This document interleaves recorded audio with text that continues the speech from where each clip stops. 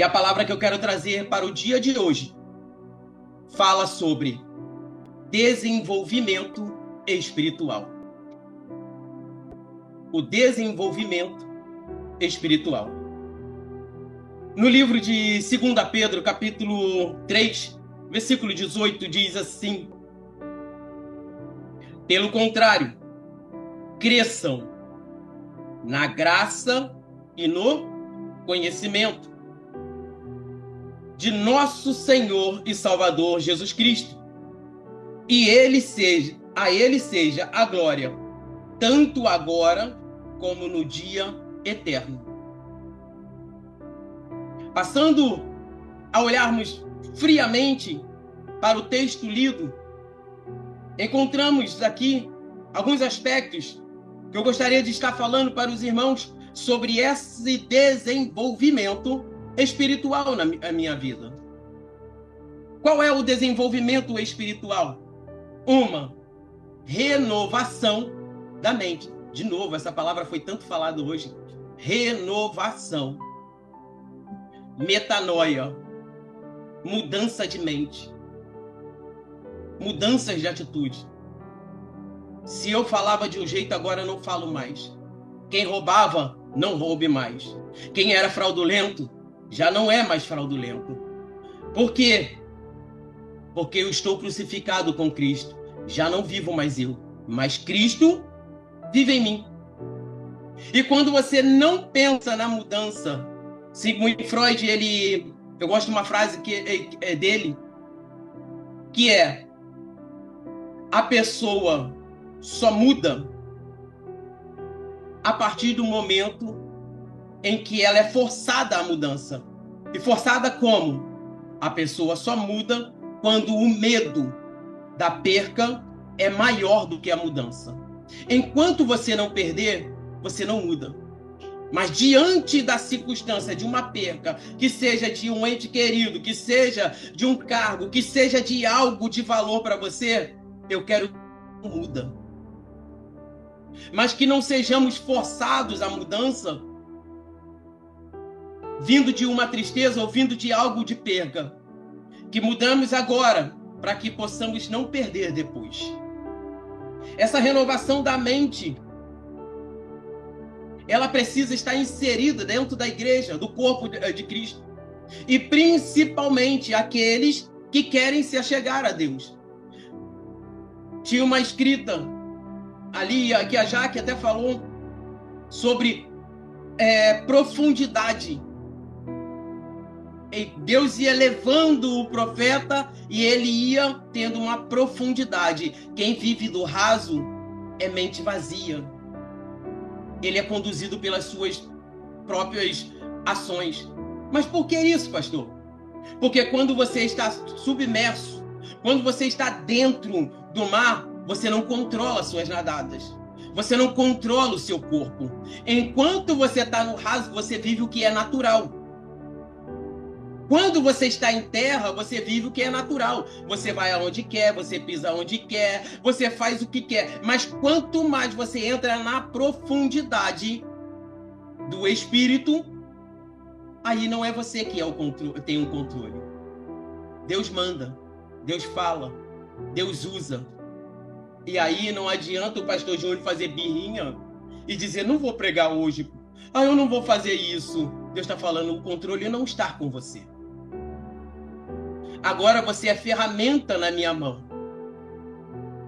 A partir do momento que eu sou ferramenta na mão de Deus, já não sou eu que me controlo. Em 2026, muitos já, como foi colocado no chat, eu quero ter profundidade. Mas qual é a profundidade que você está querendo? Todos nós. Então começamos com uma maturidade espiritual. O que requer? Uma maturidade espiritual, um crescimento espiritual, um desenvolvimento na obra de Deus. Requer renovação de mente. Metanoia, mudança de mente. O velho homem não pode crescer como dos outros anos. Romanos, capítulo 12, versículo 2, diz assim: e não sejais conformados com este mundo, mas sedes transformados pela renovação do vosso entendimento, para que experimenteis o quê? Qual é a boa, agradável e perfeita vontade de Deus. Não se conformar com tudo que vem de avalanche, com tudo que vem acontecendo. Eu não posso me conformar dizendo, deixa, porque já está escrito que vai acontecer. Ei, Deus não te chamou para isso, não. Eu quero ser um homem de Deus aqui e dizer, está na hora de mudança. Sabe por quê? Quando tomamos essa atitude de dizer, deixa acontecer. Não, cada dia o seu mal. Não, vai acontecer. Eu estou isentando a minha parte e Deus não chamou você para ser um isentão. Deus chamou você não para ser de banco, não só para cantar. Deus não te chamou para ser só uma estrelinha no meio de uma multidão. Deus te chamou para ser homem, para ser mulher de Deus na terra. Deixa acontecer. Realmente, os fatos vão acontecer. Mas eu não posso me conformar dizendo, não, isso está escrito, vai acontecer. Sim, está escrito, vai acontecer. Mas a minha parte eu tenho que fazer. Já pensou se Projeto Girassol, isso tem que acontecer, e não pegasse o Projeto Girassol, tirasse da gaveta e fosse à frente? Não. Cada dia o seu mal. Não precisa do Projeto Girassol. Não precisa da missionária Jaqueline. Não precisa da irmã Neuza. Não precisa agirmos como crente. E essa mentalidade tem consumido muitos crentes no dia de hoje. Mas por que se conformaram com o que o mundo tem oferecido? E para mudança ou desenvolvimento espiritual, requer primeiro uma renovação na nossa mente. Não seja igual aos iguais. Não seja igual a todo mundo. Não seja mais um ou mais uma. Falar por falar. A primeira frase que eu falei aqui, e eu coloquei, porque tem sido difícil entrar em uma live e encontrar alguém dizer, eu quero saudar os irmãos e as irmãs com a paz do Senhor. A maioria entra dizendo, eu quero saudar as irmãs que estão aqui, porque Deus vai fazer para as irmãs, porque Deus vai lutar pelas irmãs, porque Deus vai fazer por isso, porque é a sua casa. Ei, deixa eu dizer uma coisa, o corpo de Deus continua sendo homens e mulheres. Ou você muda a mentalidade, ou você vai fechar em uma caixinha e vai isolar. O Espírito Santo age para um e para outro, e nunca houve, Jaqueline, em tempo nenhum, tanta separação do evangelho como está tendo agora. Nunca se houve tanta busca para mudar o pensamento. Ontem eu estava em uma que estava falando exatamente uma barbaridade. Não cabe falar aqui. Sabe por quê? O feminismo entrou. O pensamento mudou. Eu não queria entrar aqui, mas se Deus está permitindo, eu tenho que falar para vocês. Ou muda a renovação de mente, ou seremos crentes ainda imaturos na fé. Crianças levados por doutrinas falaciosas. Porque agora Deus só vai usar um grupo. Deus só vai usar uma elite. Deus só vai mexer com um. Deus só vai mexer com o outro. Pode qualquer um pegar a Bíblia, folhear de Gênesis e Apocalipse. Cada um tem o seu papel e nunca foram excluídos. Nem A, nem B dos seus papéis. Tanto houve homens poderosos como houve mulheres poderosas. E entramos em uma geração mimizenta. Uma geração que só mexe com o seu. E ai daquele que falar, eu vou sair da live, é machista, é isso, é aquilo. Ei, ou você muda de mente, ou o seu casamento vai continuar ainda lá na prateleira e você deixando de canto. Eu não estou aqui para agradar A, para agradar B, assim como eu tenho que falar contra aqueles que sobem no púlpito sentindo-se pastores renovados e estão escandalizando o evangelho. Olha, o que olhamos em 2025? Vendo os absurdos acontecer, não está na história. Temos que ser crentes, e crentes de verdade. Quando eu pregar para as irmãs, eu tenho que falar para os irmãos também.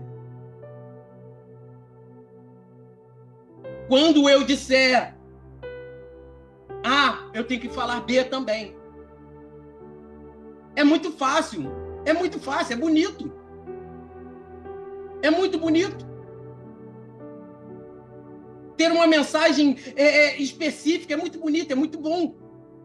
Só que Deus não falou, ei, tem uma igreja de A e tem uma igreja de B. Não. Deus falou, a igreja é uma unidade. O corpo não tem para lá e para cá. O corpo ainda continua sendo o corpo de Cristo. Tem pastores, tem pastora, tem missionários, tem missionária, tem irmãs lá do banco, lá atrás, que está lavando o chão. E você ainda não olhou para dizer, Deus, muito obrigado, porque o Senhor me colocou em posição de destaque. Mas tem alguém lá atrás, olhando para limpar o pano, limpar os vômitos que as crianças têm na igreja. Ei, a igreja de Cristo, ela não é uma igreja isolada. E quem isola departamento, quem isola a igreja, cria seitas.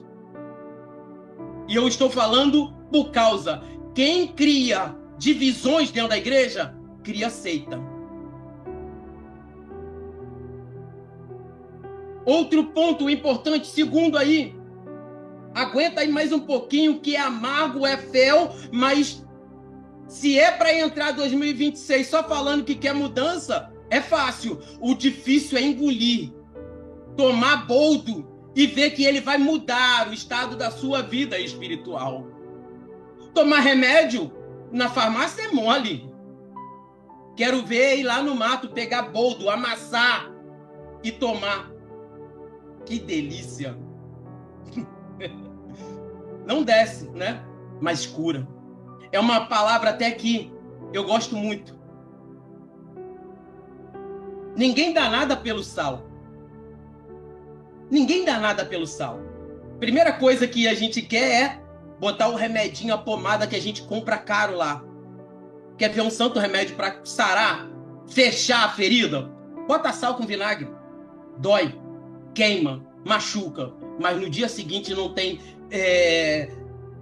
vermes, não tem nada, que coisa ali. E a cicatrização é rápida. Quer ver outra coisa que cura?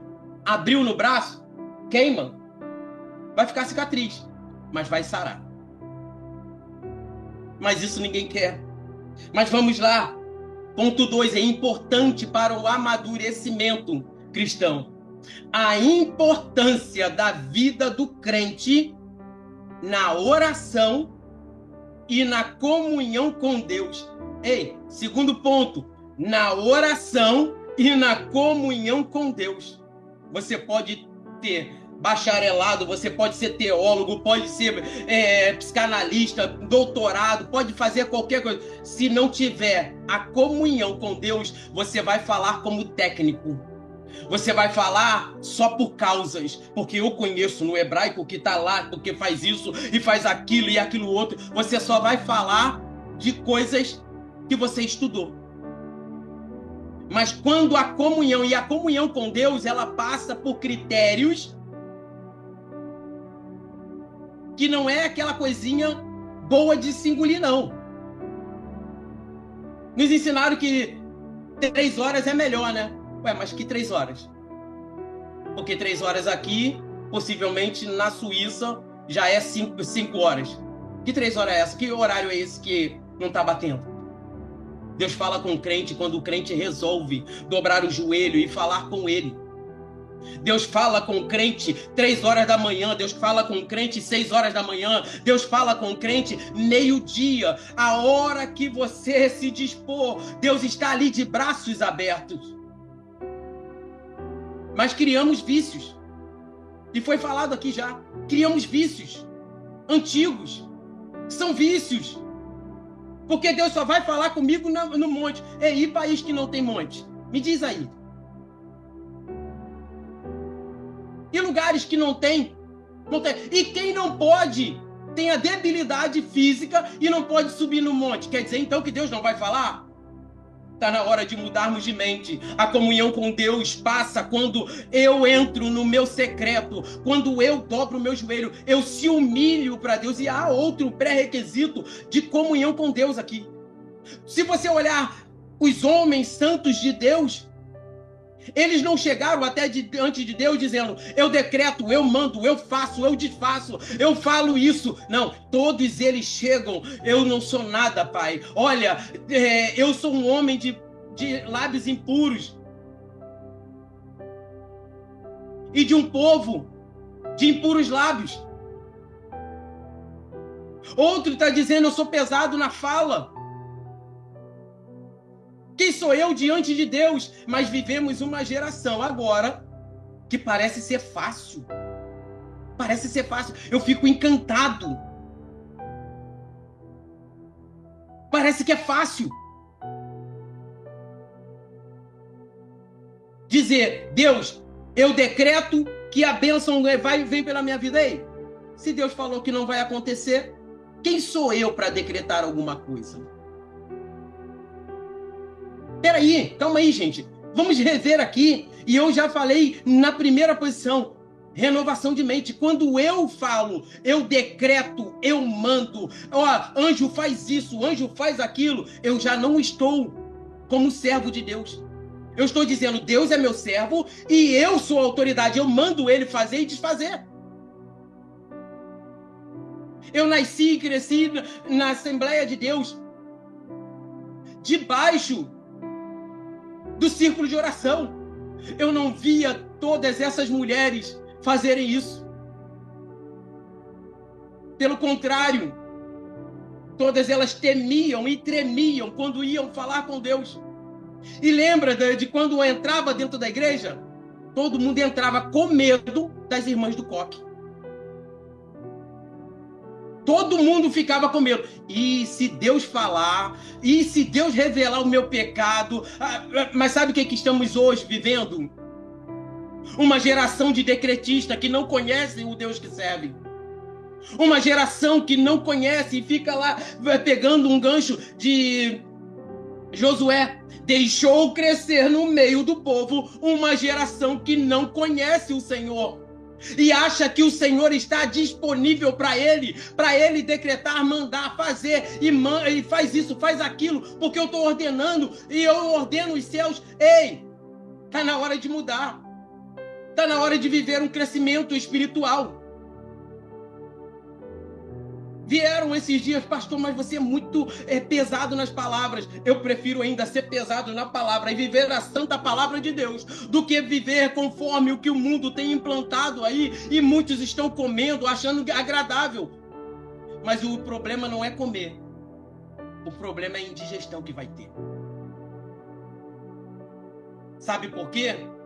Porque esses que pregam assim, sai fora. Sobra para quem? Jaqueline, ora por mim. Minha vida está um embaraço.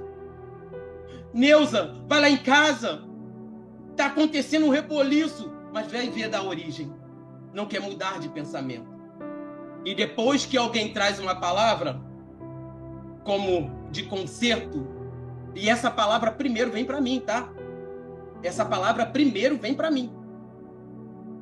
E quando o Senhor me deu esta palavra em dezembro, eu comecei a mudar. Eu botei na minha mente: eu preciso mudar. Eu preciso mudar. porque Deus ainda continua sendo Deus. E o homem sempre será falho. O homem sempre será falho. E quando eu coloco o homem, eu coloco a humanidade. Na palavra hebraica, Adão, humanidade. A humanidade sempre vai ser pecadora. E não é de hoje, não é de agora, que o homem tenta deturpar a palavra de Deus. Israel, quando a irmã que trouxe aqui sobre Esther, uma palavra maravilhosa. Israel, quando está na Síria ali, eles mudaram o nome. Radassa, Mordecai, ou melhor, Mardoqueu, porque é Mordecai. Mas tinha uma rixa entre eles ali. Eu sei que muitas pessoas não sabem. Amã era um agagita. A história conta que essa guerra vem antes de Saul. Saul, Deus manda Saul acabar ali com aquele povo. E Saul tem pena. E isso cresceu a raiz. Chega lá quando eles estão presos no cativeiro. E quando Amã, sabendo que tinha um montão de judeu ali, os judeus que lá outrora tinha quase que exterminado o povo dele, aí cresce a ira. Não é por causa de Esther. Não é por causa de Mordecai. Não, não. É muito maior do que a gente pensa. A ira vinha do povo de Deus.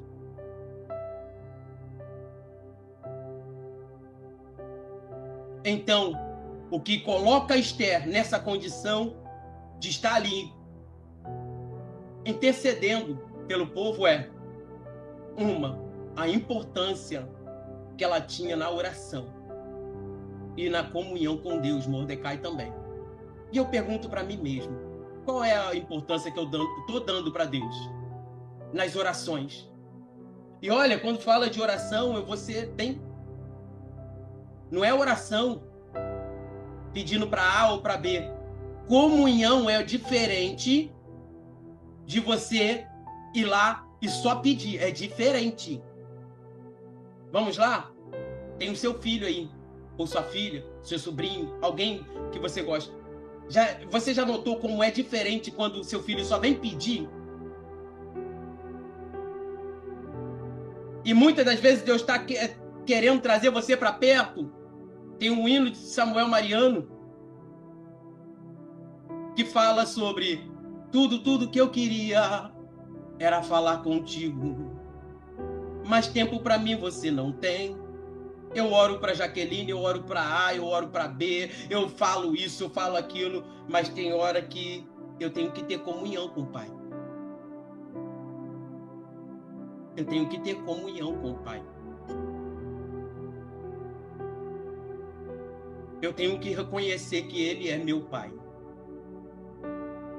E sabe como é que eu reconheço? É quando eu ouço meu filho João olhar para mim como se fosse um super-homem. Laurinha, como se fosse super-homem. Porque as expectativas deles está ainda que eu vou ser esse super protetor. E os filhos de vocês sempre tratarão assim. Agora, olha para a condição de você como pai ou mãe. Duvido que você gostaria de dar uma coisa indesejável para o seu filho. Eu duvido. E a palavra diz que nós sendo pais, mesmo sendo maus, não damos coisas ruins para os nossos filhos. Imagina Deus. Mas só que a relação entre pai e filho, mãe e filho, tem que ter. Tem que ter. Tem oração que só fala do inimigo. Mas Deus está falando, eu não quero saber do inimigo. Eu quero saber da minha relação com você. Eu e você. Está na hora de deixar de ser pedinte de bênção e pedir colo para o papai. Às vezes, uma consulta comigo não vai fazer tanto efeito como dormir no colo do pai. Talvez você passe 30, 40 minutos conversando comigo. Ou talvez 1 hora se estender a terapia. No outro dia você está do mesmo jeito. Mas você já chorou com o pai durante a madrugada? Às vezes você passa 1 hora, às vezes passa 30 minutos. No outro dia parece que as suas forças estão renovadas. Quer melhor terapeuta do que o pai? E sabendo de causa que a maioria dos problemas que tem ocorrido hoje advém da paternidade. Eu sei que a maternidade tenta suprir muito isso, mas a paternidade, e é por isso que o mundo tenta de todas as formas tirar o nome pai da identidade do filho. Porque a paternidade, ela é muito importante. Por isso que Deus diz lá que eu sou teu pai. E para o psicológico da menina, é muito ruim. É muito ruim quando não tem um pai acolhedor. Quando não tem aquele que supre aquela carência. E eu acho bonito quando Deus nos trata como filhos. Ele não vai tratar só como servos, como amigos. Ele também nos trata como co-herdeiros, filho dele. Então a nossa relação para um desenvolvimento espiritual tem que ter oração e comunhão com Deus. Filipenses, capítulo 4, versículo 6 e 7, que diz assim: e não andeis ansiosos por coisa nenhuma, mas em tudo, pela oração e súplica, e com ações de graça, apresente seus pedidos a Deus. Pegar aqui um pontozinho, com ação de graça. Pastor, mas a minha vida não está boa. Está acontecendo um montão de coisa. Você já deu graças a Deus? Porque você levantou hoje? Você está conseguindo respirar? Você já deu graças a Deus que tem lá uma farinha na panela? E tem gente que não pode ter? Você já deu graças a Deus porque você está sentado ou está deitado, mas está na sua casa, está em um lugar ouvindo a palavra de Deus? Porque tem muitos que na pandemia não pôde passar por isso. E essa é a maior... Quando não conseguimos agradecer a Deus por um pouco, e o pouco, ele é muito. Se você entender o que é respirar, esse oxigênio que vem, bombeia os pulmões. Se você ver a logística toda que acontece isso, você vai dizer, isso não é pequeno, não. O homem aí, com toda a tecnologia, para montar um ciborgue, um humanoide, de um pulmão, é complicado. Tem que ter um montão de coisa, e até agora não conseguiram fazer com perfeição. E um dia Deus fez assim, haja. Um dia, se você não olhar para a sua vida e ver que você é um milagre de estar vivo, sabe por quê? Pode ter papai, pode ter mamãe, mas se Deus não tiver no meio, não tem vida. Você já parou para pensar nisso? Pode ter o papai, pode ter a mamãe, mas se Deus não tiver no meio, é um feto morto. Só Ele que pode dar a vida. Só Ele, só Deus, pode dar e tirar a vida. E se você tem 30, 40, 50 anos, dê graças a Deus, porque ela ainda permanece aí com você. Viva O que Deus te deu e é de graça. Você não está pagando por isso. Ah, mas eu estou sofrendo tanto. Sofra, mas dê graças a Deus. Porque à medida que você vai dando graças a Deus, as coisas começam a mudar na sua vida. E toda vez que fala de graça, eu lembro de Jesus falando. Pai, olha, Jesus falando. Ele pega o pão. Pai, te dou graças. E parte o pão. Jesus está na multiplicação de pão e diz, Pai, eu te dou graças porque sempre me ouve. Jesus está na ceia, Pai, eu te dou graças, parte o pão. E tendo dado graça, o partiu. Princípio para a sua vida melhorar, dê graças. Dê graças. Outro ponto. Chegando aí já no final, e não menos importante, pelo contrário, sendo muito importante, crescendo na palavra de Deus. Crescendo na palavra de Deus. 2 Timóteo, capítulo 3, versículo 16, diz assim, toda a Escritura é devidamente inspirada e proveitosa para ensinar, para repreender, para corrigir, para instruir em justiça. Ah, mas eu preciso de uma ajuda, de um terapeuta, vou lá nos livros de autoajuda, pega a Bíblia. Ah, eu preciso de ajuda no meu casamento, eu vou comprar um livro caro para falar sobre o meu casamento. Pega a Bíblia. Você vai ver como é que muitas coisas vão começar a mudar. Ah, eu vou fazer isso, como é que vou lidar com meus filhos? Pega Provérbios. A Bíblia, ela é completa, ela é completa. O crente que anda fora da Bíblia, ele está tomando uma direção errada. E é por isso que tem crescido muitos desvaneios no meio da igreja de Cristo, com palavras complexas que nem mesmo eles entendem de onde que veio, como é que é a raiz, como é que faz, o que que faz. Ei, é por isso que tem crescido no meio do povo de Deus as heresias. E a própria Bíblia diz, o meu povo perece, mas perece por quê? Falta de conhecimento. Mas quer maturidade espiritual? Cresce na palavra. Não vai ter A ou não vai ter B que vai dizer para você, não faz isso aqui. Olha, pega o pano que o pastor Júnior passar na cara assim e você vai ser curado. Ei, você vai dizer, isso aí é misticismo. Isso é macumba gospel. Sai para lá com isso. Não vai ter alguém que vai dizer, pega a água que o pastor Júnior beber e se você beber vai ser curado. Sai fora disso.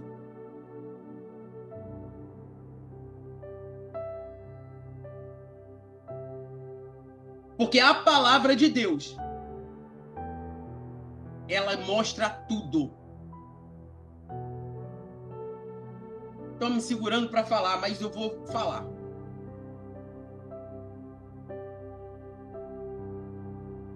Tem lá na minha igreja, tem uma arca de ouro bonita. Uma arca de um lado, tem o castiçal igual tem lá do outro lado. Vai lá porque você é abençoado. Mentira!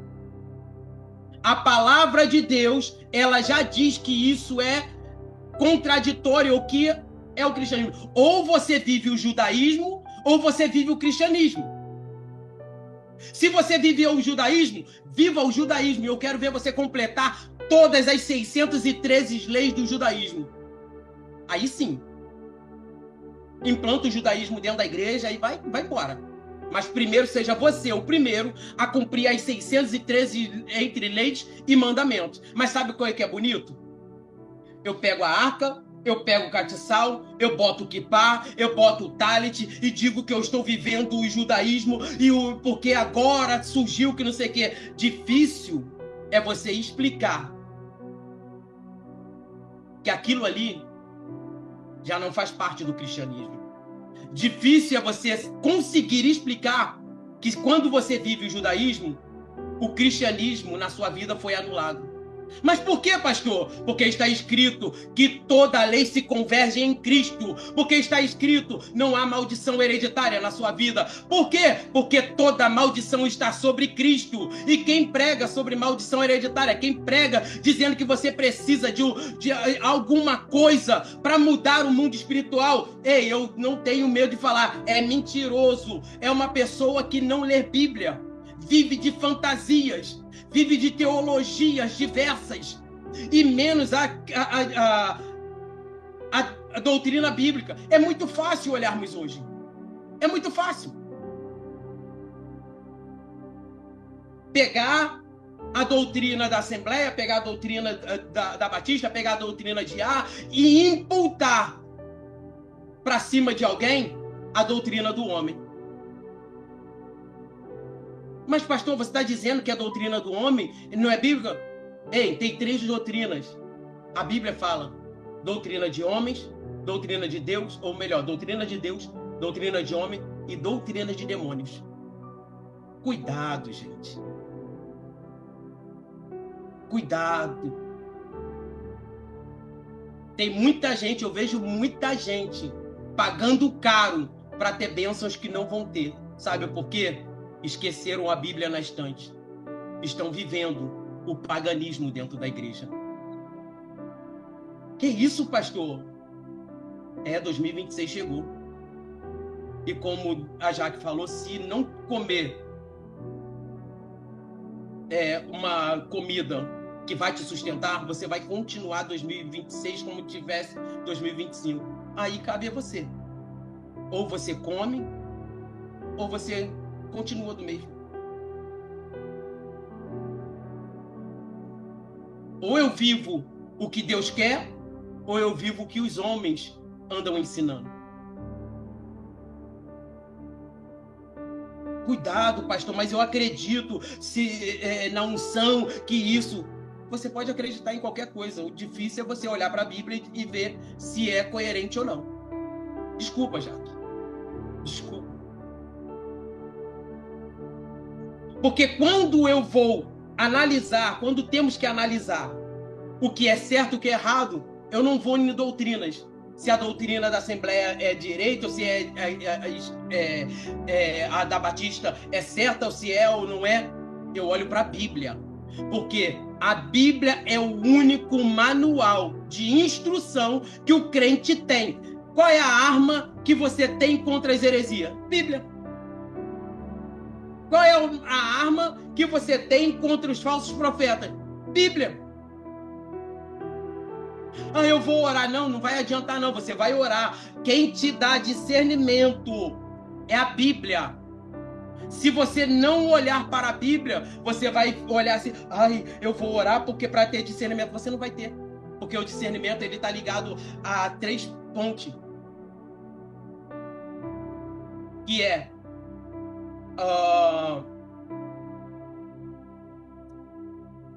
o dom da palavra,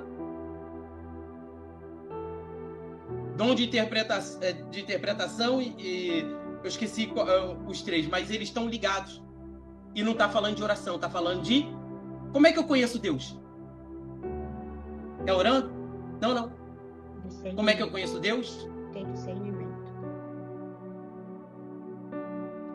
Eu conheço Deus lendo a Bíblia. Não adianta quem falar, não, eu conheço Deus porque eu oro. É mentiroso. Porque Abraão conheceu a Deus ali, ao vivo. Depois veio a lei mosaica. Como é que eles conheceram? A lei mosaica tinha que passar de geração em geração, pai para filho. A lei tinha que ser passada. E quando eles esqueceram a lei, o que é que o povo de Israel fez? Se corrompeu. Aí estava lá adorando a Tamuz. Estava lá adorando Astarote. Estava lá adorando outros deuses que foram levantados dentro de Israel. A palavra não era nem para chegar a ele. Quando eu deixo a palavra de Deus de lado, eu começo a adorar o que Satanás bota para engodar, para dizer que é bonitinho. Vamos lá, vamos passar o manto em cima de todo mundo e você vai ser curado. Vai lá. E quantos espíritos de engano tem no nosso meio? E se você não se aperfeiçoar, pegar a palavra, você vai comer um montão de coisa aí. Porque é fácil. É fácil enganar. É muito fácil. É só eu falar que estou vendo 2 anjos aqui, que não sei o quê, porque estão me alimentando. Tem um montão de gente que cai. Tem um montão de gente que vai.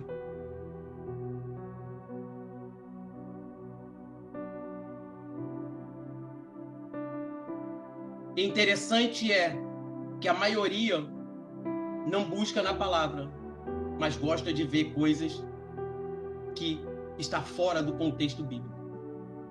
Mas Deus falou que vai fazer isso, que vai fazer aquilo. Meus irmãos, cuidado.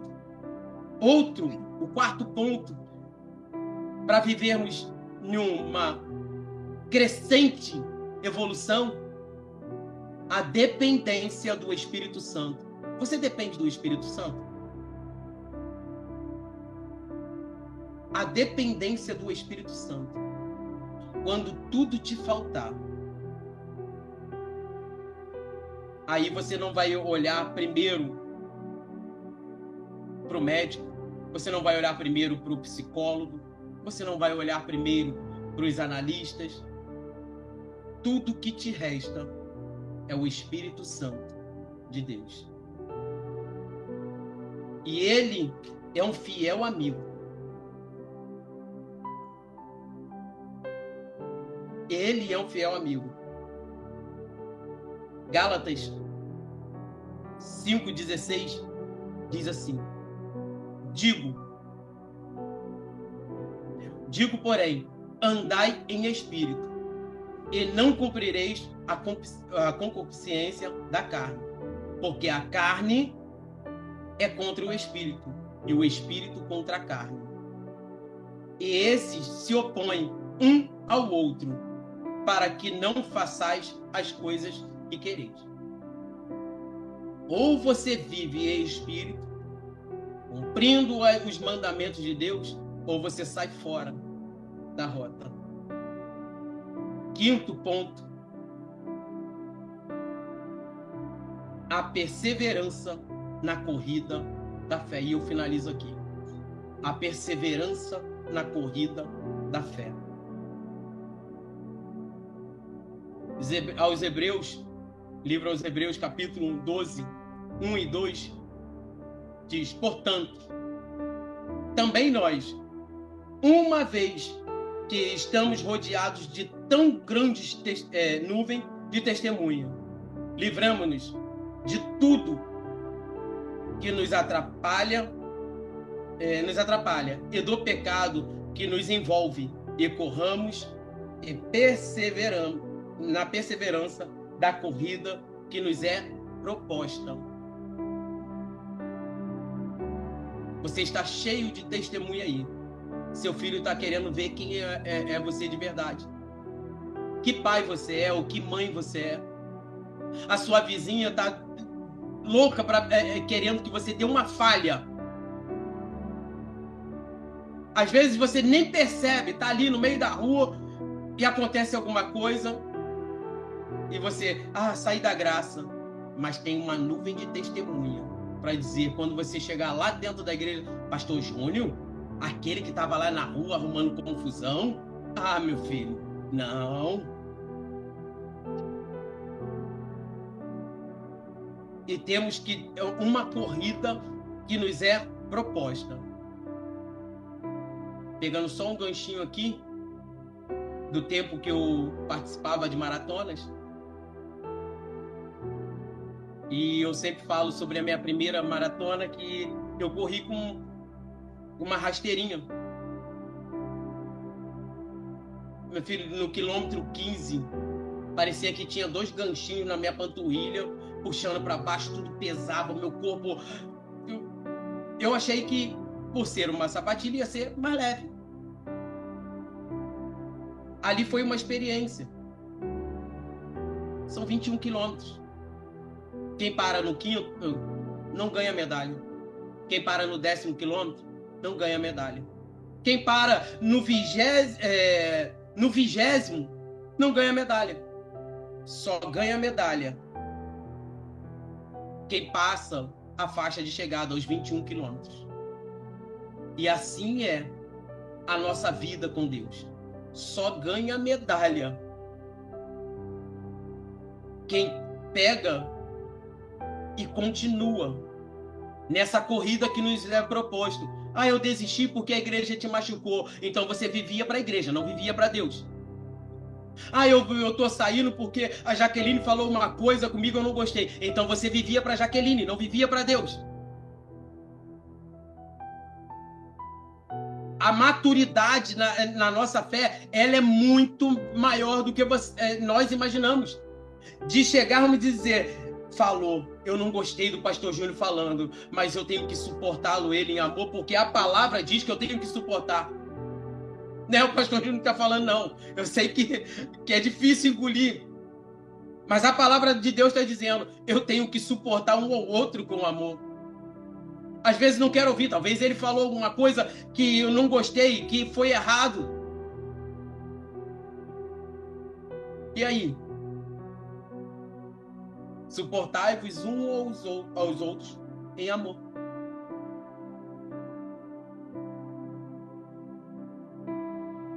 E esta é a corrida que nos é proposta. Sabe por quê? Chegamos até aqui porque Deus condicionou a Jaqueline, condicionou a irmã Cristina, condicionou a irmã Rita, e que vozeirão. Deus abençoe. Um dia eu chego lá. A cada um chamados para pastores, outro para evangelista, outro para missões dentro da igreja. Mas tudo isso eu quero trazer aqui, Jaqueline. Já finalizei tudo isso que eu aprendi a amar o projeto. Aprendi a amar. Porque são muitas as pessoas que falam sobre projetos. Muitas pessoas querem alcançar um projeto. Eu sou um deles, eu quero alcançar. Mas não todo mundo tem a mesma garra que a Jaqueline. Eu tenho certeza, eu não converso com a Jaque. Eu tenho certeza que ela já deve ter parado para chorar sozinha. Porque tem coisa que complica a nossa vida quando botamos a mão no arado. Mas, Jaque, tudo isso se resume em uma canção.